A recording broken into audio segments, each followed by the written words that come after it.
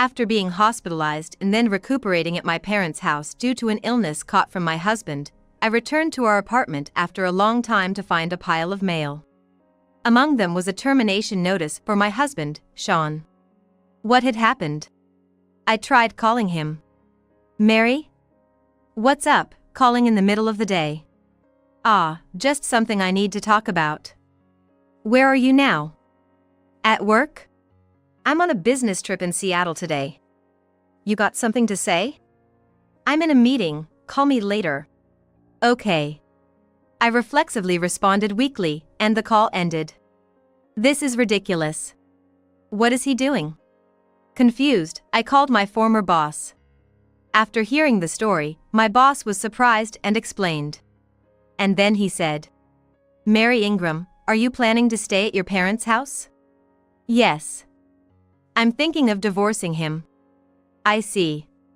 How about we join forces? I felt a flame of retaliation against Sean ignite inside me. My name is Mary Ingram, a 38-year-old housewife. Though I'm not currently working or doing part-time work. What do you call a housewife recuperating at her parents' house? About 6 months ago, I collapsed at work and was rushed to the hospital for surgery. The post-surgery recovery was good, but due to various reasons, I left the company I was working at. Now, I'm spending my days recuperating at my parents' house in the neighboring state. I used to work at the same trading company as my husband, Sean. I met Sean 10 years ago. He was a promising member of the sales department, and I was in the administration department.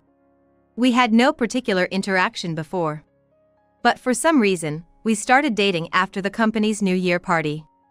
In this large company, it was customary to rent a hotel hall for a standing party. The start of our relationship was when we both won a bingo game during the party. 2 years later, we got married. Maybe my age, being close to 30, played a part in deciding to marry. He came to my parents' house, a traditional woodcraft shop in the neighboring state, to ask for their blessing.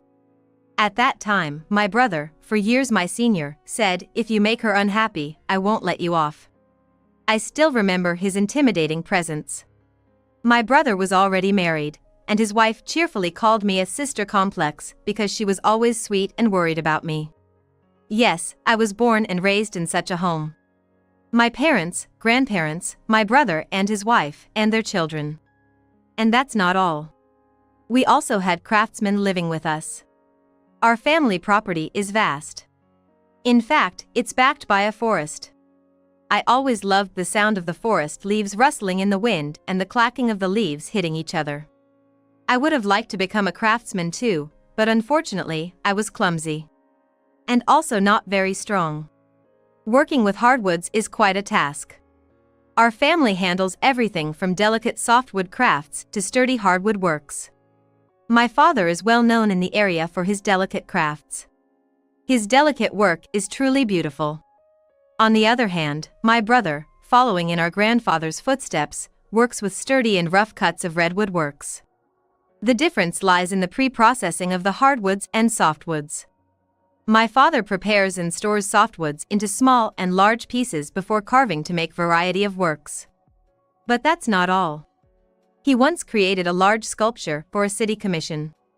It was impressive, a mix of delicacy and boldness. Meanwhile, my brother's hardwood works are mainly practical items.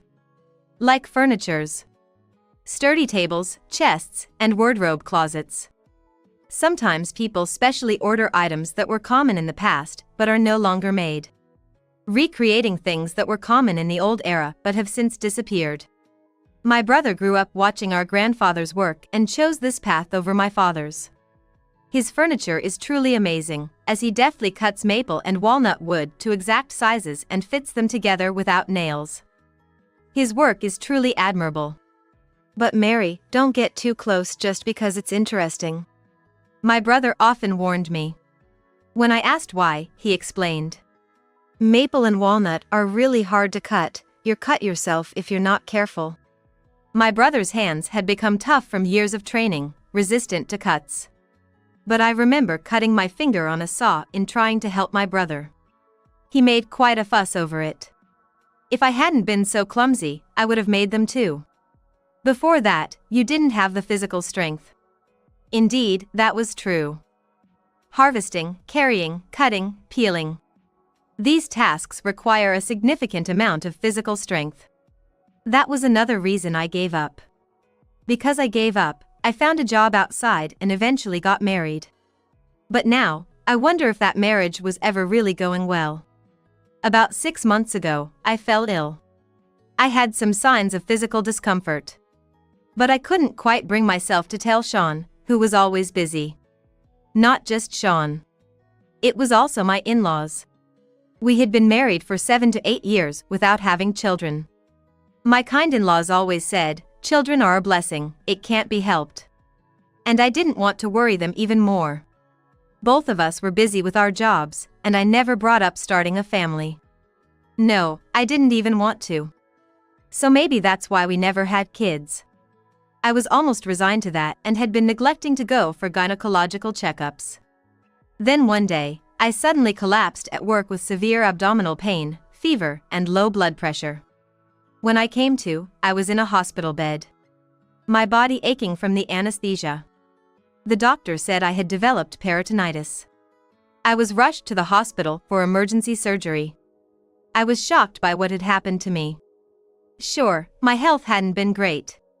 Especially regarding gynecological issues. I always had difficult periods, so I thought the discomfort was just part of that. But I was wrong. Chlamydia, you say? An unexpected STD. And the illness that followed from it. Cervicitis and then inflammation in the pelvic area leading to peritonitis. The doctor said I had realized it too late. Then Sean was also urgently tested positive. In his case, he just hadn't developed any symptoms. Ever since I got married, no, even a few years before that, I hadn't been involved with any other men. And the symptoms started appearing about 1 to 2 years ago. If that's the case, the only person who could be responsible is Sean. Sean did say it was tough when I was hospitalized, but he never mentioned anything more than that. Yet, here I was, now definitely unable to have children because of this. I was frustrated, but at that time, I still hadn't confronted him about it. It was easy to accuse him of picking up something from somewhere. But at that time, I didn't have the courage. I tried to force myself to believe that even if it was one night stand, he was just venting his pent-up greed in the midst of his busy schedule. How naive I was to think that way, I realized later. After all, he had been with someone else. And during my hospital stay, I was mostly in a daze. The fact that I had contracted an STD and had become infertile weighed heavily on me. I had given up on having children. But that was because our relationship as a couple had faded, not because of any physical issues. I never thought it would be my body that put a stop to it. I spent my days in the hospital, gloomily lying in bed. Often staring out the window for no reason. My mother came from the neighboring state to be with me, but given the nature of my illness, we both ended up speaking very little. Then one day, Sean contacted me to say he was coming to visit. I wondered why he was coming during the day, but I was happy. I had been hospitalized and on leave from work for a while. Apart from my mother, I hadn't seen any familiar faces. My boss had visited once, but the conversation was somewhat awkward, as he hesitated to talk about my illness. My colleagues from the same department were probably busy since I was absent. So, no one visited me. That was understandable. Still, I was very lonely at that time. So I waited eagerly for Sean's arrival, peering out the window. I watched each bus that entered, scrutinizing each person getting off. Then, a car stopped in front of the hospital and a familiar figure got out. It was Sean. Had he gotten a ride from a colleague? As I watched, I gasped. Sean walked around to the driver's side of the car and kissed a woman through the window. Then, as he walked away, the woman in the car leaned out slightly and waved at him. I told myself it was a mistake, a stranger, my eyes must have been playing tricks on me. While thinking this, I returned to my bed. Soon, Sean came in and asked how I was feeling today. I suppressed the urge to ask why he was here and engaged in conversation with him. However, strangely, he never mentioned my illness. He must have been informed about it. And as my husband, he was instructed by the doctor to take medication, since he was likely the source of the infection. Yet, he never steered the conversation in that direction. He didn't apologize to me, not even a single word. His attitude of concern seemed overly confident. I couldn't understand what he was thinking. That's why I couldn't bring myself to ask Sean about what I had seen outside the window. Even if I confronted him, I was sure Sean would just brush it off nonchalantly. I was convinced of that. And after Sean left, I had nothing much to do but rest and think. I thought about my life so far, and what lay ahead. And about Sean. Was he really always so busy with work that he couldn't come home? Why didn't he seem to want children? And what about the future? And now what? How could I face his kind parents and tell them I can't have children anymore? The cause was undoubtedly Sean, but I kept blaming myself. Then one day, my brother and sister-in-law came to visit. They came to give my mother, who had been with me all this time, a break. "You look surprisingly well, Mary," my sister-in-law said, embracing me. "When we heard you collapsed and had emergency surgery, we were all in a panic," my brother said, holding some personal items my mother had asked him to bring. "That was terrible. How is he doing?" he said, looking around with disgust. "His work is as busy as ever. He's the head of the sales department, after all." "But still," my brother seemed dissatisfied. "Hey Mary, how about you don't go back to your place right after you're discharged? Why don't you come stay with us for a while? Dad and Mom are worried about you being alone at home." "That's right. You can just relax and have your meals brought to you for a while." I thought that might be a good idea. I didn't think it was good for me to be alone and lost in thought. After being discharged, I moved some of my personal items and my computer from my house to my brother's place. I explained to Sean that I wanted to recuperate for a while, and also that I was quitting my job. "Yeah, you should take it easy." His response seemed so distant for such a significant matter. And still, I couldn't ask him. Where did Sean pick up the disease? How much had he played around before we got married? Or even after? Who was the person who drove him in that car? There were so many things I wanted to ask. But at that time, I was too afraid to ask. Back at my parents' house, I started sleeping in one of the small detached houses. At my parents' home, there are several small detached houses just for sleeping. It's meant for young craftsmen to live in. Our family home, located in a rural area of the neighboring state away from the city center, was too remote for young craftsmen to commute to. It's located in an environment somewhat removed from populated areas. You needed a car for any shopping trip. I didn't have a driver's license, so my sister-in-law would take me with her when she went out. My parents said I could sleep in the main house, but there were my brother's 3 children there. A girl and 2 boys, all in elementary school and full of energy. In this area, the kids needed to race up hills on their bikes to meet with their neighborhood friends. When those kids come back home, they create quite a commotion together with their siblings. It was painful for me to see these lively kids, knowing that having my own children was now impossible. I loved kids. And because I loved them, I didn't want to see them much right now. So, after meals, I would retreat to the detached house and started organizing things on my computer. Since there was no TV except in the main house, I began watching videos online, which I hadn't done much before. Eventually, I discovered that videos of natural landscapes were surprisingly popular. On a whim, I decided to record the rustling of the leaves and the clacking sounds of the maple nodes hitting each other with my smartphone and uploaded it to social media. Surprisingly, the response was not bad. People commented that the sound was good. So, I decided to try starting a video streaming channel. Despite being new to it, the response wasn't bad. Maybe, like me, others also found healing in the midst of this forest. I started collecting equipment little by little from my savings, gathering images and sounds. At night, I edited them and posted a new video every few days. This activity seemed to gradually heal me. At first, my parents and brother's family were puzzled about what I was doing. One day, I showed them my videos and the responses they received. My brother clapped his hands and said, "Hey, why don't you do our PR?" According to him, we had regular customers, and there was always a demand. But the craftsman who came to us had found us somewhat by chance. He wanted me to showcase our products and the work environment, to let people know what we have here.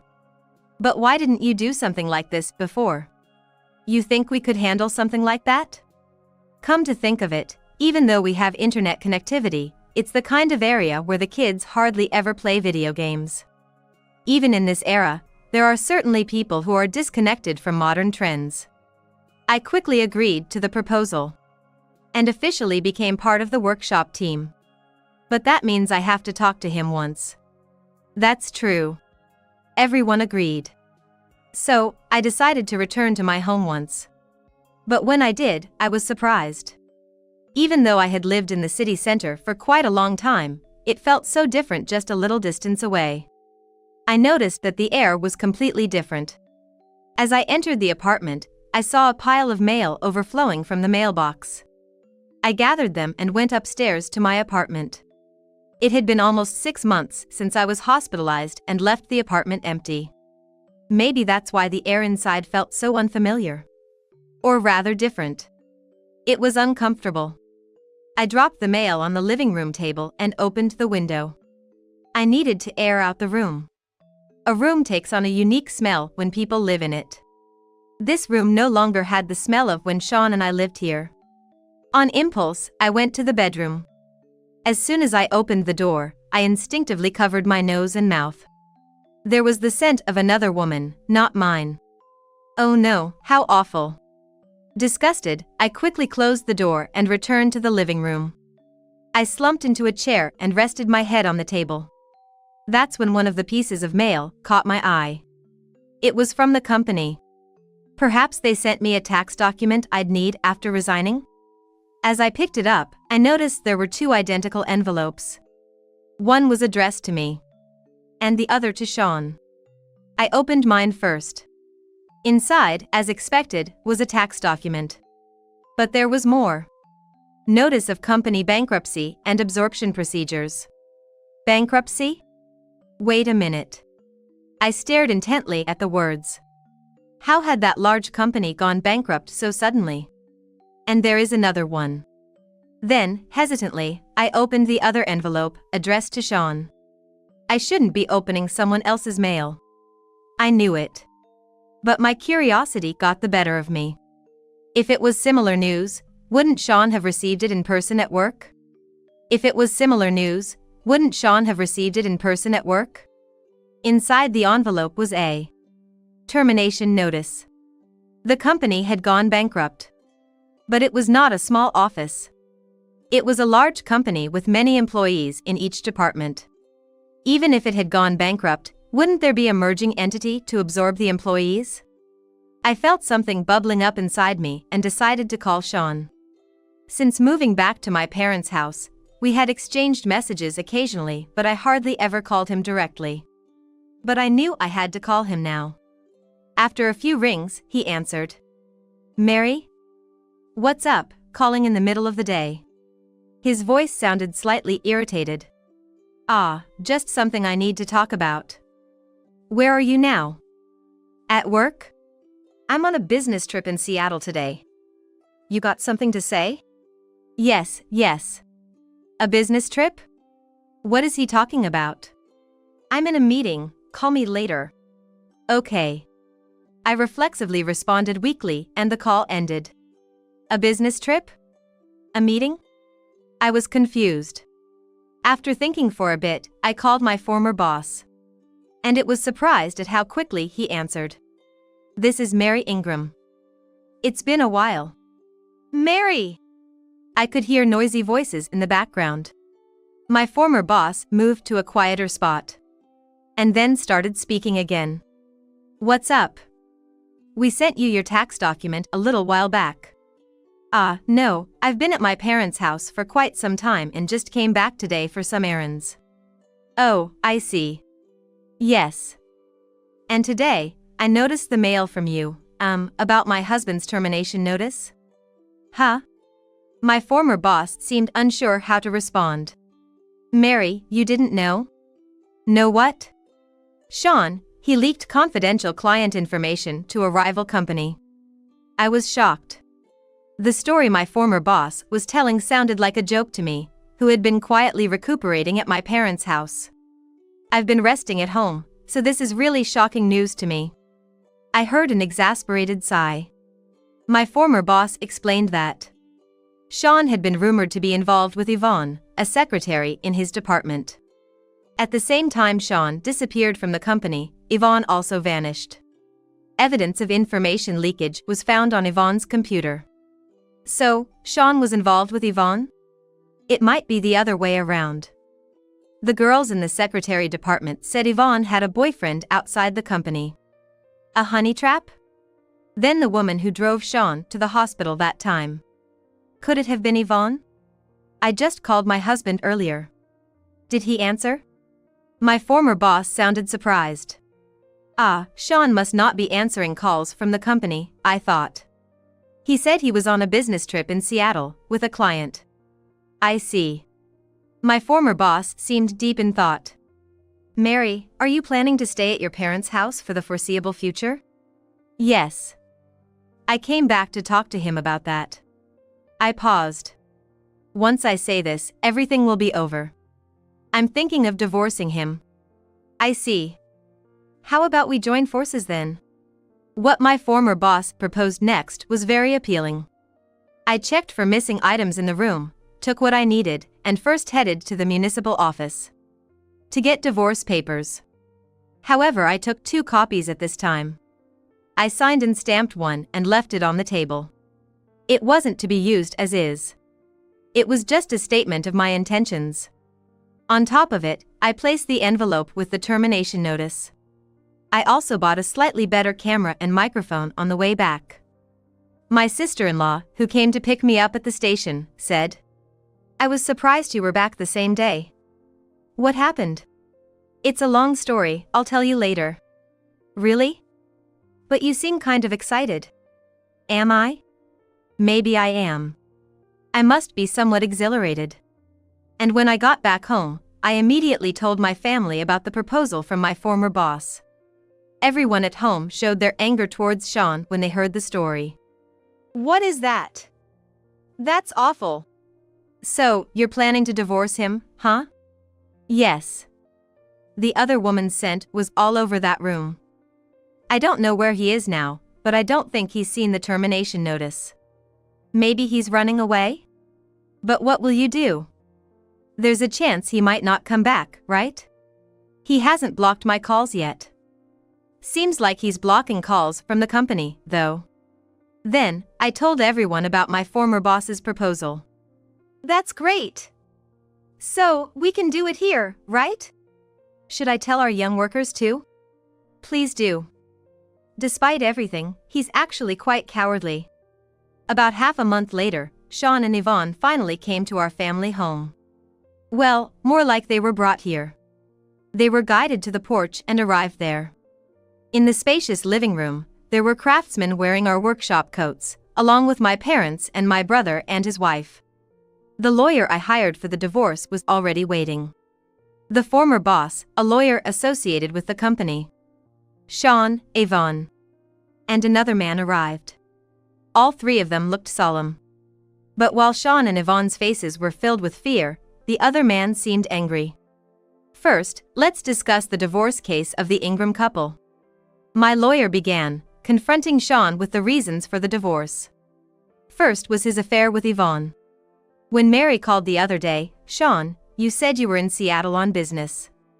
But at that time, you had already been fired from the company. Are you saying that's proof of the affair?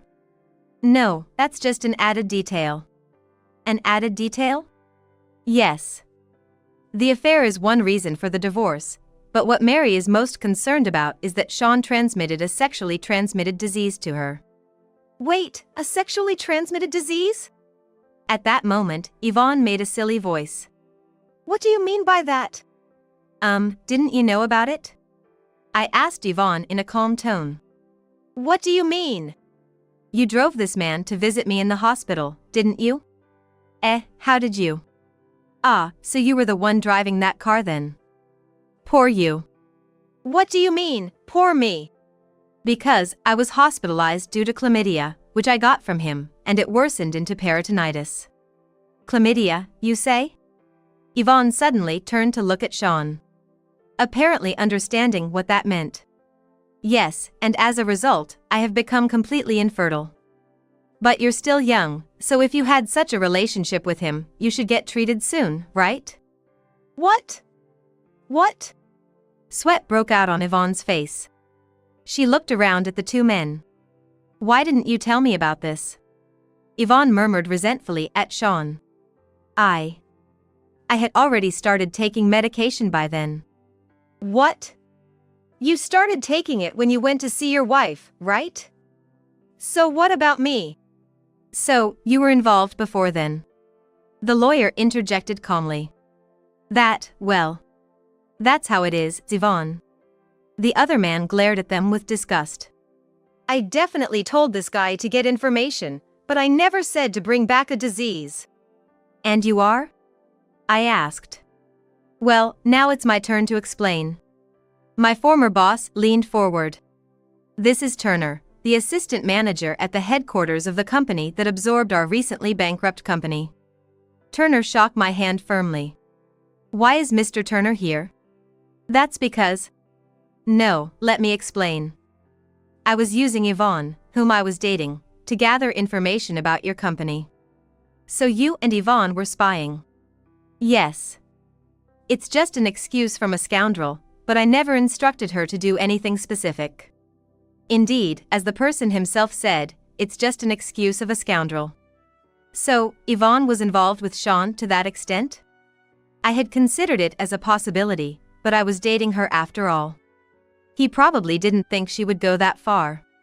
As a result, the sales information Sean had brought us considerable benefits.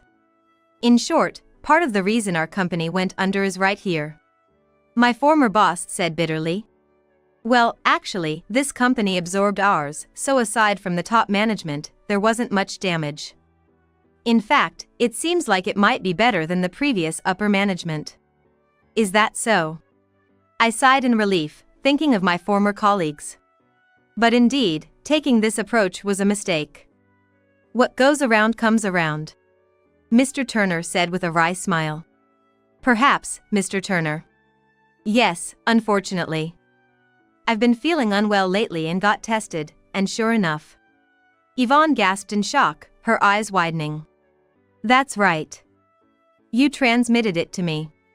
So, Yvonne started trembling. Well, at least it was found early. But how long have you two been involved? Anything gynecological come to mind? No. After mumbling for a while, Yvonne suddenly swung her hand and slapped Sean's face. What are you doing? Shut up. It's your fault. Why didn't you tell me? That's because... Well, it's a difficult disease to talk about. My lawyer interjected. We don't know where it was contracted, but it's clear that Sean transmitted the disease to Mary. The primary reason for the divorce will be that. We will be seeking a divorce and alimony from Sean. Not for the affair? The affair is obviously included. You brought the disease from someone else. But what if Mary had it? At least until I gave up on children, I frequently visited the gynecologist to make sure there were no issues with me. Indeed, there weren't many occasions for intimacy, but it wasn't non-existent. It took about a year from infection to becoming this severe, I was told. Just about when I gave up on children and started skipping the gynecologist. You were always away on business trips or whatever. I don't know where you were or what you were doing, but you were obviously with someone else, weren't you? Our company records show that we didn't assign you that many business trips at that time. My former boss added. Also, we are planning to sue you and Yvonne for leaking confidential business information. That's why we brought the lawyer associated with our company here. What, me too? Of course. Wasn't that what you were originally asked to do? But Well, regarding Yvonne's case, we do bear some responsibility. We can defend her to some extent on that matter. However, I cannot forgive you, Sean, for what you did even as a lover. Why? I just did it because I thought it was best for you. Do you think engaging in such activities for my sake is acceptable? There were smarter ways to handle it. But I thought that was the best approach for this man. I heard rumors he wasn't getting along with his wife and was a regular at prostitution. And when I approached him, he fell for it so easily. You were using me with that intention? Of course. My real target was always Turner. What do you think, getting serious about a married old man like you? At that moment. Stop this nonsense! My father shouted, silencing everyone. What are you all babbling about? Our craftsman stood straight, glaring at the disgraceful trio. Sean! Mary clearly doesn't want to be with you anymore. Just get the divorce done with. Father-in-law. Yes, I already informed your parents yesterday. Seems like you've been running away from your own home too. Oh. Your parents said they won't help you at all. What, really? Now, please sign this. My lawyer presented another divorce paper in front of Sean. That's when it happened. No! Suddenly, Sean screamed loudly, stood up, and ran out barefoot onto the porch. Chase him! My father commanded my brother and the craftsman. Their movements, honed from regular physical work, were swift. We moved to the porch, watching the men run through the spacious yard, which also served as a workshop area, towards the bamboo forest. Then one of them shouted, "Young master." At that moment, there was a loud clatter. Sean had stumbled over a pile of recently cut softwoods. Help me! Freshly cut cedar, still heavy with water, fell on Sean. If 20 or 30 of those fell on someone. I sighed deeply. After that, Sean breaking his leg and suffering multiple bruises. He suffered bruises all over. Our divorce went through smoothly. I sold the condo we lived in to pay off the alimony in one go. After all, Sean had more financial troubles ahead with the claims for damages from my former bosses. It was going to court, and it was unclear how long it would take or how much he would have to pay. As he was injured and in the midst of a lawsuit, Sean struggled to find a job. As for Yvonne, she panicked when she found early symptoms of chlamydia at a gynecological clinic. She, too, was fired from her job and faced a lawsuit for damages. Turner had found a lawyer for her, but their relationship had ended. Hearing all this, I was utterly dismayed at Sean's attempts to brush off the disease. Afterward, I started working as a PR staff for my family's business, alongside video streaming.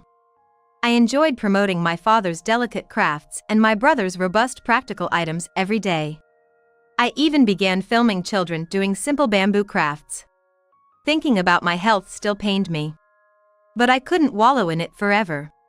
My forest videos were popular, receiving comments from both domestic and international viewers. People everywhere enjoyed the sounds I loved. This became my new passion. Recently, I've also been having personal talks with one of the craftsmen. I'm not thinking about remarriage or anything, but who knows what the future holds. The forest always offers new sounds every day. I want to continue enjoying these peaceful days.